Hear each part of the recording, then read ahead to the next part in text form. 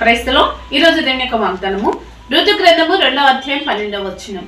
యెహోవా నువ్వు చేసిన దానికి ప్రతిఫలం ఇచ్చును. దేవుడి వాక్యాన్ని దించును గాక. ఆమేన్. అవునండి, చాలా మంది అనుకుంటారు కదా, నేను దేవుని కొరకు ఎంత కష్టపడుతున్నాను, ఎంత పని చేస్తున్నాను, ఎంత ప్రయాసపడుతున్నాను, కానీ ఎవరు ఆ కష్టాన్ని గుర్తించట్లేదు అని చాలా మంది అనుకుంటూ ఉంటారు.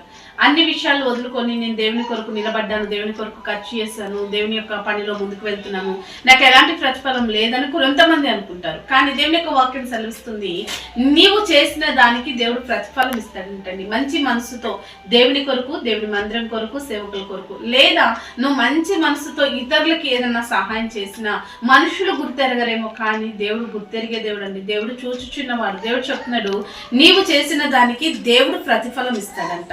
మనుషుల ప్రతిఫలం కొంతవరకే ఉంటుందేమో, కానీ దేవుడు గనక నీకు ప్రతిఫలం ఇస్తే జీవితాంతం సంతృప్తితో, సమాధానంతో నువ్వు జీవిస్తావు. కాబట్టి నువ్వు చేసే ప్రతి పనిలో దేవుడి దగ్గర నుండి ప్రతిఫలం పొందుకొని అనేక విషయాలు ఆస్వాదించబడు. ఆ రీతిగా దేవుడు నీకు ప్రతిఫలమును అనుగ్రహించును గాక.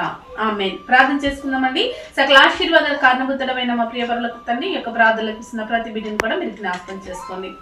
నీ బిడ్డలు నీ కొరకు కానీ ఆయన వాక్యం విని తండ్రి ఇంకెవరికైనా ఏ రకమైన సహాయం కానీ పనులు కానీ చేస్తున్నట్టయితే వారికి తగిన ప్రతిఫలం మనుషుల దగ్గర నుంచి రావట్లేదు, కృంగిపోతున్నట్టయితే ఆ పరిస్థితి నుంచి వారికి విడుదల దయచేసి తగిన ప్రతిఫలం నీ ద్వారా నీ బిడ్డలు పొందుకొని దీవించబడుటకు సహాయం చేయమని యేసు నామములో ప్రార్థిస్తున్నాం తండ్రి. ఆమేన్.